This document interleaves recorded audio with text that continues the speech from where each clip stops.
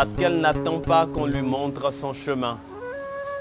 Parce qu'elle sait se réinventer à la hauteur de son propre destin. Parce qu'elle a conscience que chaque lendemain se construit à bout d'efforts, de mains et de liens. Elle vaut. Chaque femme vaut de l'art. Eh bien, mon histoire avec le slam et la poésie commence au Prytanée militaire de Bembereke, lorsque je faisais les déclamations poétiques dans le groupe culturel Les Lucioles, et que je faisais aussi du rap, et que j'étais curieux des musiques du monde. Et donc, je me disais qu'il fallait forcément aboutir à quelque chose qui rassemble un peu tout ça. Alors, Abogouri Moustanir me présente l'album de Sergent Marcus, qui me dit « Ce que tu cherches à faire, ça existe déjà.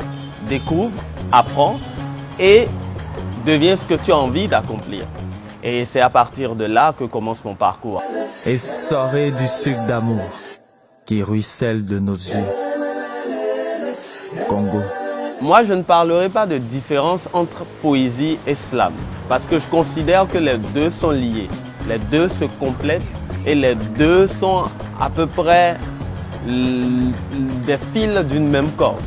Déjà, la première chose qu'il faut savoir, c'est que le slam entre dans la catégorie de la poésie orale, comme référence à ce qui existait déjà chez nous, chez les Natemba en 1970, qui s'est maintenant, on va dire, urbanisé avec l'approche contemporaine proposée par Mark Smith, l'Américain. Et la poésie, en tant que poésie écrite, a toujours existé sous plusieurs formes, avec la possibilité d'être dite. Donc, on va dire que c'est les médiums qui changent.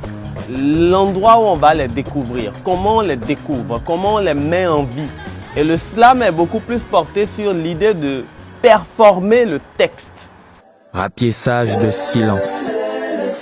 J'ai le cœur englouti dans un sac de jute. Et sorez du sucre d'amour. Alors que la poésie, en tant que poésie écrite, est beaucoup plus comment faire vivre l'écriture sur une matière physique, comment livre.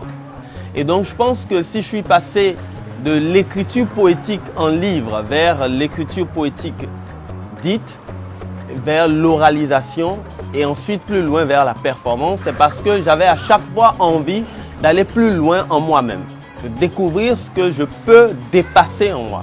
Et c'est ça qui m'intéresse.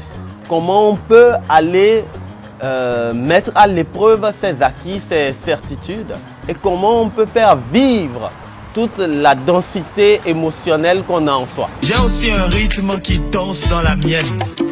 Et comme tu en gardes sur tes lèvres, je sais aussi porter un sourire. Slam comme la poésie sont absolument vecteurs d'éducation. Autant par rapport aux propos que les poèmes ou les textes dits évoquent, incarnent, autant par rapport au sujet, autant par rapport à la manière dont ce sont des exutoires pour toutes les personnes qui peuvent se prêter au jeu, soit de l'écriture, soit du dire. Éducation dans le sens où cela apporte de la matière intellectuelle à toutes les personnes qui écoutent.